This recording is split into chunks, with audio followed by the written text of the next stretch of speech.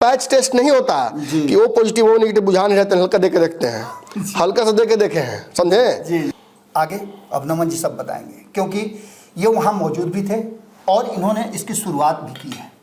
आज जो 2 साल 3 साल पहले इन्होंने भविष्यवाणी की थी, आज वो सच हो। नोरमा ग्रुप, जो सोचता है वो करता है, आपके अपने सपनों का आशियाना। नमस्कार, एक बार फिर से आपका बहुत बहुत स्वागत करते हैं। विशेष पंचनामा में हाजिर हैं और आज सबसे ज़्यादा विशेष है। अब तक आपने जितने भी पंचनामा के एपिसोड देखे होंगे उसमें सबसे ज़्यादा महत्वपूर्ण ये एपिसोड होने जा रहा है, क्योंकि इस एपिसोड की जो भविष्यवाणी है वो परिस्थितियों के आधार पर नमन जी ने आज से 3 साल पहले कर दिया था। 2021 में एक ऐसी घटना घटी थी जिसमें 2020 के बाद नीतीश कुमार ने अपने आप को बदला था और बदलने के बाद एक प्रयास किया था कि लौकुश समीकरण को ठीक कर लिया जाए, लेकिन ये समीकरण ठीक होने की जगह और बिगड़ता चला गया। और तभी नमन जी ने कहा था कि कुशवाहा का कब्रगाह बनता जा रहा है जदयू। आज जो परिस्थितियां हमारे सामने हैं और आज पूरे दिन जो घटनाक्रम हुआ उसने साफ बताया कि कहीं ना कहीं जदयू के भीतर सब कुछ ठीक ठाक नहीं है। और ये समीकरण जिसने 1994 में एक आकार लिया था कुर्मी चेतना रैनी के बाद, उसमें कुशवाहा और कोयरी को मिला करके और कुर्मी को मिला करके लौकुश समीकरण गढ़ा गया था।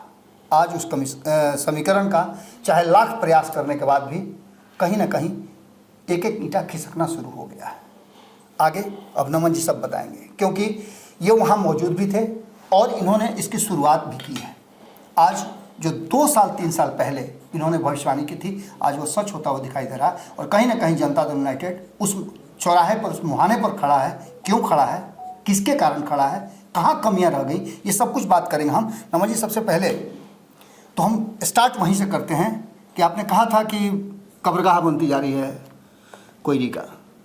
आज वो देखने को मिला, एक एक करके लोग वहाँ से छटकना शुरू हो गए। पहले उपेंद्र कुशवाहा, अब उसके बाद से आप लाइन तो देख ही रहे हैं। और आज जब रामेश्वर कुशवाहा ने जब वो जदयू छोड़ा तो उनके पीछे लंबी फहरिस्त थी जिसको उन्होंने दिखाया नहीं, दर्शाया नहीं, लेकिन वो लिस्ट कहीं ना कहीं आप लोगों के पास तक पहुंची जरूर है। क्या होने वाला है? बहुत साधारणतः रामेश्वर महतो निकल गए पार्टी से। जी। इसके पीछे कारण है, व्यक्तिगत तौर पे मैं जानता हूँ रामेश्वर महतो को, इसलिए इस विश्लेषण में मैं बहुत कुछ ऐसा बोलूंगा जो कि आपने पहले सुना नहीं होगा। रामेश्वर महतो नीतीश कुमार को पिता तुल्य मानते थे, मानते हैं और मानते रहेंगे। ये बात एक बार नहीं, कम से कम 200 बार मुझे उन्होंने अलग अलग जगहों पर कही है। जेब में यहाँ पर इस्तीफा लेकर रामेश्वर महतो पिछले 3 साल से घूम रहे हैं, लेकिन नीतीश कुमार का जब जब उन्होंने चेहरा देखा तब तक उन्हें हिम्मत नहीं हुई वो इस्तीफा उनको देने की। रही बात पार्टी के इंटरनल कॉन्फ्लिक्ट्स की, तो कई बार रामेश्वर महतो इस्तीफा दे देंगे ऐसी भनक नीतीश कुमार को लगी। कालांतर में आपको याद दिलाता हूं मैं, एक बार जब लगी थी भनक तो आपको याद होगा पार्टी के 4 बड़े नेताओं का क्लास लगा था, उनमें से 3 नेता आज भी राजनीतिक हाशिए पर हैं। दूसरी बार जब भनक लगी थी तो आपको याद होगा प्रदेश अध्यक्ष उमेश कुशवाहा लेकर बैठे थे प्रेस कॉन्फ्रेंस में रामेश्वर महतो को और समझाकर कोशिश की दुनिया को एहसास कराने की, कुशवाहा समाज को एहसास कराने की कि हम तो साथ हैं, हम कुशवाहा की कब्रगाह कहाँ बना रहे हैं। ये तीसरी बार भी हुआ, इसके बाद भी सुधार नहीं हुआ, इसके बाद भी केवल आईवॉश किया गया कुशवाहा समाज का, और इसके बाद तो लिस्ट बहुत लंबी हो गई। इस बार तो कुशवाहा का कत्लेआम हुआ, कई कुशवाहा चुनाव हारे, कई कुशवाहा को चुनाव लड़ने ही नहीं दिया गया, और पूर्णिया में संतोष कुशवाहा की बड़ी हार हुई। विपक्ष का कुशवाहा समीकरण मजबूत हुआ और नीतीश कुमार के रहते हुए, उपेंद्र कुशवाहा के रहते हुए एनडीए का कुशवाहा समीकरण ध्वस्त हो गया। जानते हैं बाबा होता क्या है, कहा जाता है सनातन में कि आपका पाप आपको वापस मिल जाता है। ये वही पाप था इसी जन्म में, ये वही पाप था। ये जो किया जदयू ने, ये उसी का पाप उसको वापस मिला। मैं ये नहीं कहता हूं कि नीतीश कुमार ही कुशवाहा नेताओं के कातिल हैं, खंजर उनके हाथ में है, बिल्कुल खून से सना हुआ खंजर उनके हाथ में कोई दे रहा है। और ये आज से नहीं चल रहा है। नीतीश कुमार जी जब बाकी राजनीति करते हैं तो पूरे होशोहवास में रहते हैं, लेकिन आजकल जब भी लवकुश की बात आती है तो नीतीश कुमार के हाथ में धीरे से खंजर कोई दे देता है। कौन देता है, कौन है वो लोग? देखिए, कायदे से तो आज कई लोगों का लिस्ट में हिट लिस्ट में नाम था रामेश्वर महतो के, लेकिन 2-3 लोगों को उन्होंने बेनिफिट ऑफ डाउट दे दिया। सबसे पहले रडार पर लिया उन्होंने देवेश चंद्र ठाकुर को। देवेश चंद्र ठाकुर चुनाव अपनी मर्जी से जब वो अपने मुंह से जब बोलते हैं, मतलब जो तथाकथित ऑडियो वायरल हुआ, मैं नहीं कह रहा हूँ कि उन्हीं का ऑडियो है, मैं ये सब दावा नहीं कर रहा हूँ, लेकिन वो ऑडियो तो है और उस ऑडियो के आधार पर ये लगता है कि देवेश चंद्र ठाकुर ये कह रहे हैं कि मुझे कुशवाहा ने वोट नहीं किया, मुझे यादव ने वोट नहीं किया, मुझे मुस्लिम ने वोट नहीं किया। ब्राह्मणों वाली बात भी एक आई थी, बनिया को कहा और ब्राह्मणों कहा। बाबा तब एलियन वोट किया। जब वोट से नहीं जीते तो क्या सिस्टम से जीते हैं, क्या बूथ लूट के जीते, कैसे जीते? सवाल खड़ा होता है ना। ये मैं नहीं सवाल कर रहा हूं, फिर मैं कह दूं, फिर मेरे शब्द चुभ जाएंगे आपको, तो मैं नहीं कह रहा हूं, ये बात कोई और कह रहा है। ये पूरा जदयू का वो खेमा जो आपसे इत्तेफाक नहीं रखता है, जो आपको अपना नेता मानने के लिए तैयार नहीं है, जिस पर आपको थोप दिया है नीतीश कुमार ने, जो भी उनकी मजबूरी रही हो, वो ये बात कह रहा है। आपके मुंह से भी ये बात आज नहीं तो कल निकल जा रहा है, बार बार निकल रहा है कि मुझे इसका वोट नहीं चाहिए, मुझे उसका वोट नहीं चाहिए। इसका मतलब कि आपने भी अपना नियति तय कर लिया है। कुछ लोग कहते हैं मुझे कि देवेश चंद्र ठाकुर बस एक बार एमपी बनना चाहते थे और वही उनकी मनकांक्षा थी, उसको नीतीश जी ने पूरा कर दिया। आगे से सबके लिए स्पेस बनेगा, ठीक है। तो नीतीश कुमार के आसपास किसी मजबूत कुशवाहा नेता का नाम लेकर कमेंट में लिखिए कमेंट में नाम। दूर दूर तक नजर कहाँ आ रहा है? अरे एक उमेश कुशवाहा है, तो इनका तो जीवन पंछी जैसा है। नहीं, उनको इनका तो जीवन पंछी जैसा है। उनको कुशवाहा समाज का नेता कैसे नहीं, ठीक, हम आप कौन होते हैं कहने वाले कि उमेश कुशवाहा समाज का नेता नहीं है? मैं ये क्यों कहूं?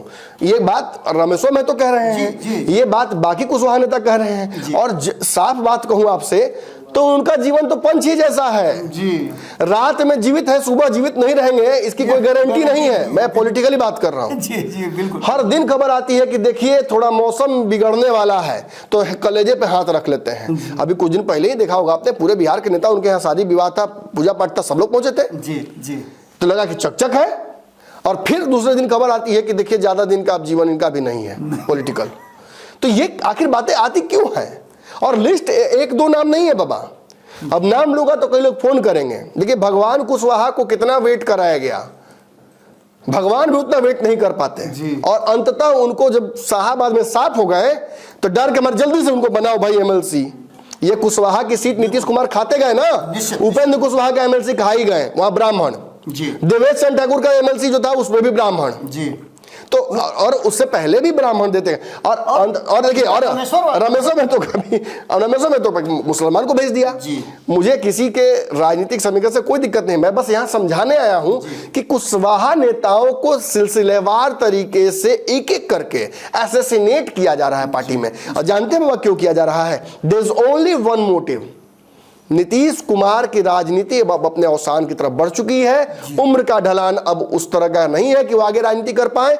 कोई कह दे कि इस दूल्हे की शादी कर दी जाए तो इसका मतलब साफ है कि इंटरेस्ट इस शादी में किसी और को है, तीसरे पक्ष को। दहेज में इंटरेस्ट है, दूल्हे की खुशी में इंटरेस्ट नहीं है। और निश्चित ही नीतीश कुमार 25 में सीएम के फेस हैं एनडीए के, लेकिन कब तक? और उसी कड़ी में आसपास जो खड़े हैं 9 लोग, नाम 9 है।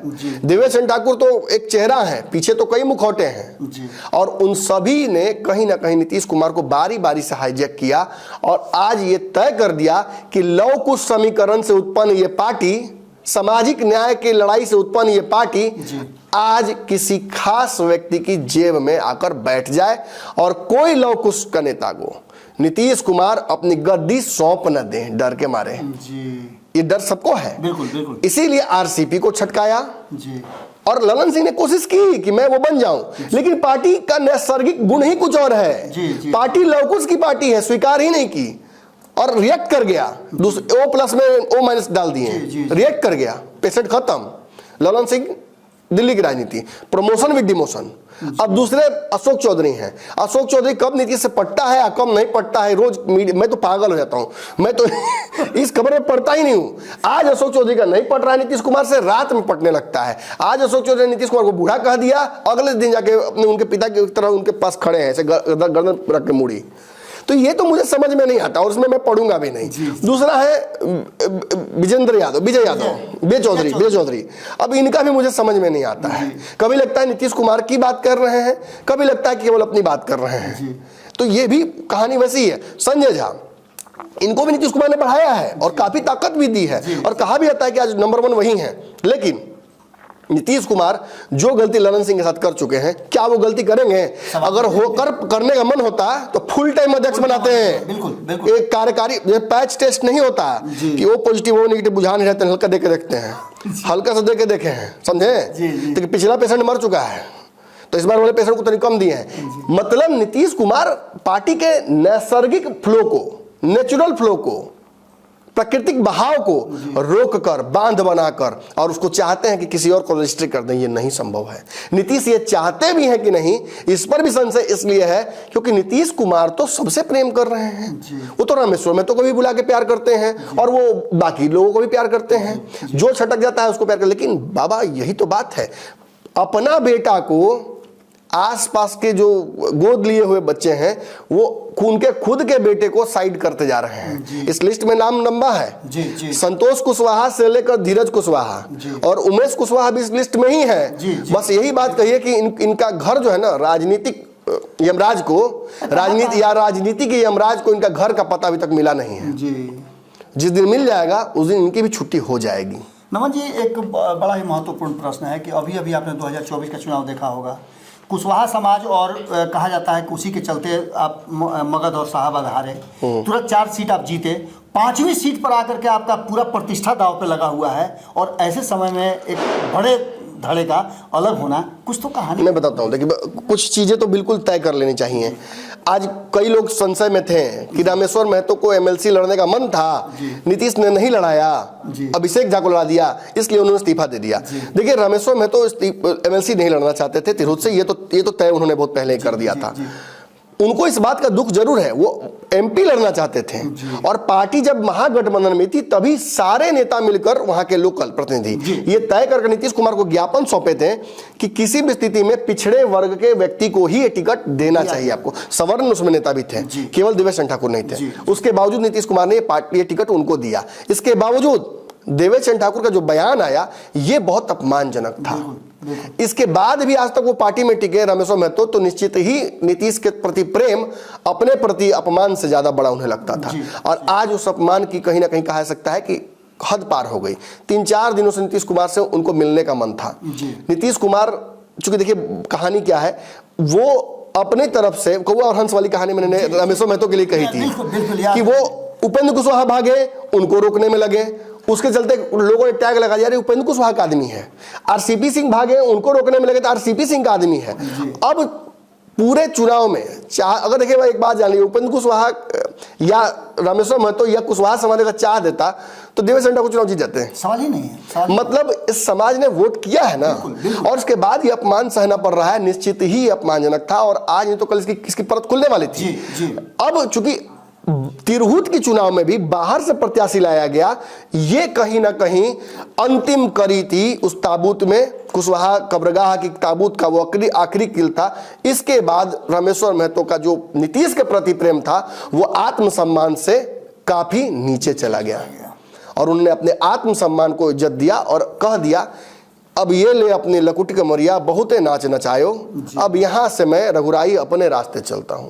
और आज से एक बात तो तय हो गया, जदयू 2 फाड़ हो चुकी है, लवकुश समीकरण टूट चुका है। लवकुश समीकरण का नाम लेकर जदयू में बैठने वाले लोग केवल और केवल चाटुकारिता करेंगे।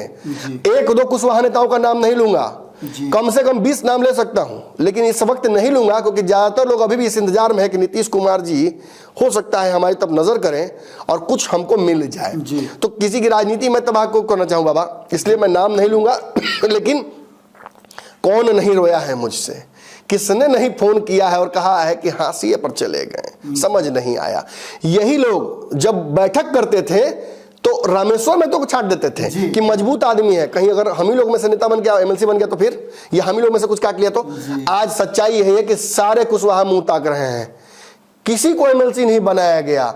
उपेंद्र कुशवाहा चले गए दूसरी तरफ, अपना रास्ता खोज लिए, आरसीपी अपनी पार्टी बना लिए और बाकी सभी लोग कायदे से कहूं ना सांकेतिक रूप से खाली कायदे से कहूं तो बाकी सभी लोग लावारिस हो गए। जी किसी का कोई केयर करने वाला नहीं था। जी और आप एक बात सोचिए कि आप एक कुशवाहा नेता हैं, नीतीश ने आपको बहुत ताकत दी।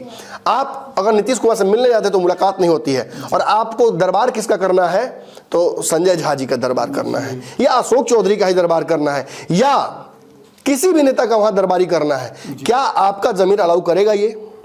आप ये भी जानते हैं कि इनमें से ज्यादातर नेता चुनावी राजनीति के प्रोडक्ट नहीं है। जी जी जी जी बिल्कुल बिल्कुल। और ये क्वेश्चनेबल है, ये तो उन्होंने सवाल भी खड़ा किया कि इसमें से किसका जनाधार है। जी जनाधार वाले नेता के पीछे लोग खड़े होते हैं। मेन फ्रेम में जो है वो तो बिल्कुल नहीं है, चुनावी राजनीति से नहीं आते हैं। तो आप समझ तो कहीं ना कहीं सभी अनुकंपा वाले हैं। बिल्कुल बिल्कुल। और ऐसे में यदि अगर थोड़ा सा भी किसी में आत्मसम्मान होगा तो वो इस तिरस्कार को ज्यादा दिन नहीं पिएगा। और रही बात तिरहुत वाली खेल की, तो आप मानिए ना मानिए, भले ही आज भी वो चाहते नहीं, क्योंकि पार्टी का अगर खिलाफत करते तो देवेश चंद्र ठाकुर नहीं जीतते, और इस बार चूंकि पार्टी का खिलाफत उन्हें करना पड़ेगा। अब पार्टी वो छोड़ चुके हैं। देखिए, मैं तो ये भी कहूंगा कि राजनीति में आजकल शुचिता बची नहीं है, लेकिन रामेश्वर महतो ने तो उसको भी फॉलो किया। निश्चित है यहां से रामेश्वर महतो पूरी तरीके से अभिषेक झा का विरोध करने वाले हैं, देवेश चंद्र ठाकुर का विरोध करने वाले हैं, और अभिषेक झा उनके रडार पर नहीं है। अभिषेक झा बाई प्रोडक्ट है उस लड़ाई के, जो देवेश चंद्र ठाकुर और रामेश्वर महतो के बीच में है। जी जी जी जी। पार्टी ने उन्हें बुलाया तक नहीं चुनाव प्रचार में, पार्टी ने उनके लिए कोई रोल तय नहीं किया उस जगह पर। और अंततः अपमान का जब हद हो गया तो रामेश्वर महतो ने आज इस्तीफा दे दिया है, और अब यहां से कहानी मजेदार हो गई है। जो जदयू अपना पूरा धन बल, जनबल, बाहुबल सब लगा दिया था चुनाव में, वो एकाएक चला आता है 50% से नीचे। क्यों? क्योंकि अब जदयू का जो स्ट्रक्चर है, सीतामढ़ी में जो जदयू के संगठन को नर्चर कर रहा था, अरे आप कह रहे हैं कि एमपी कह रहे हैं कि वोटे नहीं देता है, तो एमपी का वो नर्चर कर रहे होंगे संगठन को, वो तो वेंडेटा मोड में है। तो नजर कौन कर रहा था? यही लोग कर रहे होंगे ना। तो अब सारे जिलाध्यक्ष, सारे पैक्स अध्यक्ष, सारा समीकरण एक साथ हाईजैक हो जाता है। रामेश्वर महतो यहां से जब मुंह खोलेंगे तो उनसे सवाल बार बार यही पूछा जाएगा कि तिरहुत में किसको, तिरहुत में किसको। और बार बार मुझे लगता है कि वो भले ही आज नहीं बोल पाए हैं, उनके मुंह से यही जवाब होगा, कोई भी, लेकिन जदयू नहीं, अभिषेक झा नहीं, जी जी, देवेश चंद्र ठाकुर नहीं। और मुझे तो लगता है कि, मुझे कंफर्म ये लगता है कि राकेश रोशन ने संपर्क कर लिया है, राकेश रोशन के संपर्क में चले आए हैं रामेश्वर महतो। दोनों के बीच इस चुनाव को लेकर कोई साठगांठ हो गई है। राकेश रोशन चूंकि इस चुनाव में काफी आगे चल भी रहे हैं, तो उनको समर्थन करके रामेश्वर महतो, मतलब निश्चित रूप से जीतने वाले कैंडिडेट पर नहीं, एक और बात, पार्टी को छोड़ दिया मैंने जी, तो अब नीतीश से ये धोखाबाजी नहीं है जी, रहकर भी धोखा कर सकते थे। बिल्कुल, बिल्कुल, बिल्कुल। और यही साबित करता है कि उन्होंने धोखा नहीं किया देवेश चंद्र ठाकुर से, देवेश चंद्र ठाकुर से धोखा नहीं किया, यही साबित करता है। क्योंकि आज जब धोखा करने की बारी आई, या पार्टी के खिलाफ जाने की बारी आई, या उस प्रत्याशी को मदद करने की बारी आई जो निर्दलीय है या पार्टी से अलग है, तो उन्होंने पार्टी पहले छोड़ा। बिल्कुल बिल्कुल। तो नीतीश का कर्ज जो था वो उन्होंने सूद समेत आज वापस कर दिया, और अब यहां से वो फ्री है। और रामेश्वर महतो का उस क्षेत्र में क्या प्रभाव पड़ेगा एमएलसी चुनाव में, बाबा मुझे लगता है ये कहने की आवश्यकता नहीं है, ये एग्जाम्पलरी चीज है। ये चुनाव 5 को है, आज बम फूटा है, 4 दिन तक तो चर्चा यही होगी कि जदयू टूट गया, 4 दिन तक उस क्षेत्र में चर्चा होगी कि रामेश्वर महतो तक छोड़ दे रे भाई। और बड़ी दूर बना करके जो लोग साथ में थे वो क्या करेंगे, वही तो साथ में है, उनका भी तो मानसिक उनके साथ सहयोग है। मैं अगर कायदे से एक बात कहूं बाबा, तो इस चुनाव में, इस 4 सीट के चुनाव उपचुनाव जो हुआ है उसको तो भूल ही जाइए। ये जो चुनाव हो रहा है एमएलसी का, ये झांसी की लड़ाई हो गया है। नहीं, असल लड़ाई तो यही है, असल यही है। 2024 के बाद पहली लड़ाई आप मान के चलते हैं। 30 सीट विधानसभाओं की डायरेक्ट ये सीट तिरहुत जी इन्फ्लुएंस करता है। और राकेश रोशन इसमें जीत जाते हैं कहीं, या कोई भी अगर जीत जाता है जदयू के अलावा, तो जदयू के लिए बहुत पलासी की लड़ाई हो जाएगी, बहुत मुश्किल हो जाएगा। इस 30 सीटों पर जदयू को लड़ने के लिए फिर बहुत मेहनत करना पड़ेगा, भले ही उनका एमपी हो जी, भले ही उनका वहां पॉलिटिकल स्ट्रक्चर हो, लेकिन इसमें से ज्यादातर चीज तो हाईजैक आज के आज हो गया। ये तो सब मानकर चल रहे हैं कि रामेश्वर महतो गए तो साथ में जदयू का एक हिस्सा भी उखाड़ कर लेके गए। अब यहां से आगे की रणनीति वो क्या तय करते हैं मुझे नहीं पता, लेकिन इतना जरूर है कि जो मैंने बातें कुछ दिन पहले कही थी कि जदयू धीरे धीरे कुशवाहा की कब्रगाह होती जा रही है, उस पर आज फिर एक बार मुहर लग गया है। और ये निश्चित ही बाकी जगहों पर पता नहीं कितना डैमेज करेगा, 2025 में इसका कितना असर पड़ेगा भगवान जाने।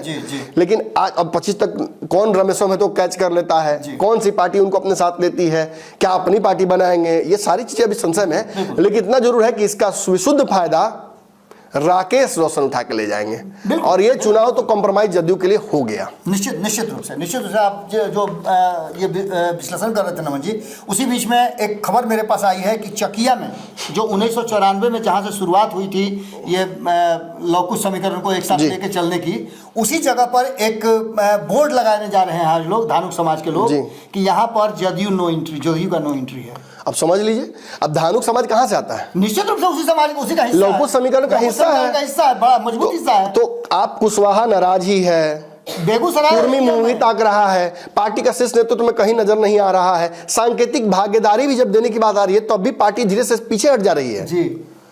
तो ऐसी स्थिति में बाबा ये आहापोह की स्थिति है। निश्चित रूप से आप जो बात पिछले कई वर्षों से कह रहे हैं कि कब्रगाह बन गई है, मैं ऐसे ही थोड़ी बोल रहा था बाबा। ये भी कहीं ना कहीं आज अब मुझे याद है जब मैंने कुशवाहा कब्रगाह कही थी और कहा था बात, और महापंचायत चल रहा था भारत लाइव पे, तो यही रामेश्वर महतो कहे थे कि आप ये शब्द का प्रयोग क्यों कर रहे हैं जी, आपको कुशवाहा से दिक्कत है कि हमारे नेता से दिक्कत है? मैंने कहा भाई मुझे कोई से दिक्कत नहीं, मुझे एक पैटर्न दिख रहा है, और मैं कब्रगाह निगेटिव सेंस में नहीं बोल रहा हूं, मैं निगेटिव तो है लेकिन उस सेंस में नहीं बोल रहा जिसमें आप समझ रहे हैं। क्योंकि कुशवाहा नेताओं को जब यहां से पार्टी में डंप किया जा रहा है तो उनके पास रास्ता नहीं बच रहा है। आज उपेंद्र कुशवाहा क्या, जो कुशवाहा नेता यहाँ पे थे, जो उपेंद्र कुशवाहा के साथ खेला किए हैं, उनको वापस ले लेंगे क्या? एनडीए में भी हैं, ले लेंगे क्या? बहुत मुश्किल हो जाएगा। कौन नहीं जानता है कि क्या खेला हुआ है उपेंद्र कुशवाहा के साथ। सम्राट चौधरी के साथ खेल हुआ है, सम्राट चौधरी के साथ खेल हुआ है। किस बात का रिवार्ड मिला भगवान कुशवाहा को, ये भी लोग पूछ रहे हैं। नहीं, भगवान कुशवाहा को तो मैं आज से 3 दिन पहले मेरी एक सज्जन से बात हो रही थी जो उसी समाज से आते हैं, वो इसीलिए आए थे, मैंने खबर किया था कुशवाहा समाज को लेकर के कि आखिर कुशवाहा समाज किधर जा रहा है, किस दिशा में जा रहा है। एक बात जरूर बोलूंगा बाबा, ये सारी बातों के बाद में अंत में, आज जब देवेश चंद्र ठाकुर पे सारा बिल फाड़ा गया तो 5-6 नेता तो नीतीश कुमार का अगल बगल बहुत शांत होंगे, बच गए भाई आज तो गए थे। कई लोगों को लगा होगा कितनों का कच्चा चिट्ठा चल रहा है पार्टी में वायरल, अगर गलती से किसी का खुल जाता पुराण तो वो पुराण पढ़ते पढ़ते समय बीत जाता। निश्चित रूप कई लोग बच गए आज। निश्चित रूप से। नमन जी बहुत बहुत धन्यवाद आपका। तो जैसा कि आपने सुना कि पूरा विश्लेषण ये लगातार हम आपको बताते आ रहे हैं बिहार की राजनीति में, और खास करके जो सत्ता में दल हैं और जिनके हाथ में सत्ता की चाबी है, स्टीयरिंग है, उनके बारे में और उनके दल के बारे में आपका भी जानना बहुत जरूरी होता है कि वो किस दिशा में जा रही है। और इसके साथ साथ जो लव कुश समीकरण धीरे धीरे करके उसमें सेंधमारी हो रही है, या फिर कहा जाए उसमें एक एक ईंटा खिसक रहा है। 2024 के चुनाव में आपने देखा कि कैसे खिसका, उसके बाद से धीरे धीरे करके खिसकता ही जा रहा है। आज जो ये अंतिम ईंट जो कहा जाए कि खिसका है, इसके बाद से आप समझते हैं कि जब 20 से एक ईंटा निकल जाता है तो पूरे दीवार को गिरने में समय नहीं लगता है। क्या होगा, हमारी लगातार कमेंट्री जारी रहेगी और हमारी नज़र भी है कि रामेश्वर महतो आगे क्या करते हैं, किस तरह से वो प्रभावित करते हैं या फिर अपना रास्ता चुनते हैं। बहुत बहुत धन्यवाद, नमस्कार। आपके सपनों को हमने सजाया है, ई होम्स पैनोरामा को हमने बनाया है। ई होम्स मेरा एक सपना था जिस पे मैं पिछले 4 साल से काम कर रहा था। हमने जो बनाया है वो सबने है माना। ई होम्स पैनोरामा में हो आपका भी आशियाना। और फाइनली हमने 2021 में इस प्रोजेक्ट को लॉन्च किया। बहुत लोग अप्रिशिएट कर रहे हैं कि पूर्णिया जैसे शहर में, बिहार के, एक तो बिहार की बात करें उसमें भी पूर्णिया जैसे छोटे जगह में इस तरह का लाइफस्टाइल देना, ये सुन के हम लोगों को बहुत अच्छा लगता है। ई होम्स में हमने कुछ और भी किया है, जैसे हम जिस जगह में रह रहे हैं हमारे फैमिली सिक्योर हो, उनको सिक्योरिटी का ध्यान में रखा है। आपकी सुविधा और सुरक्षा आपके लिए खास है, ये आपका विश्वास है। इसमें आर्टिफिशियल इंटेलिजेंस का 7 लेयर सिक्योरिटी का हमने इस्तेमाल किया है। लस ग्रीन कैंपस को बनाया है, यदि हमारा बाउंड्री वाल है तो वो वर्टिकल गार्डन है। ये जितनी भी फैसिलिटी होता है एक इंटरनेशनल टाउनशिप में ई होम्स है, ये हम लोग विश्वास नहीं कर पा रहे हैं। जो भी हमारे मित्र दोस्त या जो भी हमारे बाहर के बाहर आते हैं तो हम लोगों को बहुत अच्छा सुनने को मिलता है और बहुत अच्छा क्रेडिट मिल रहा है। वो सारा हमने सिर्फ एक बिल्डिंग नहीं बनाया, हमें एक बहुत अच्छा लाइफस्टाइल दिया ई होम्स में, और मेरा एक सपना था जिसको मैं आज फुलफिल होते हुए देख पा रहा हूँ। ये आपका आवास है। ई होम्स पैनोरामा में अब आपका निवास है। E Homes Panorama, luxurious lifestyle redefined. Panorama Group, जो सोचता है वो करता है। अगर ये वीडियो पसंद आई और वह बिहार के राजनीति और बिहारियत से सरोकार रखेनी तो सब्सक्राइब बटन दबा के चैनल के सब्सक्राइब कर ली। ओजे एगो घंटी बा, ओकरा बटन दबा देला से कुल सटीक और मारक खबर रुआ मुफ्त में मिल जाई। अगर रुआ पत्रकारिता के हमनी के नया प्रयोग में सहयोग कर चाहतानी तो ज्वाइन बटन दबा दी। पेटीएम नंबर नोट कर ली 9386816700।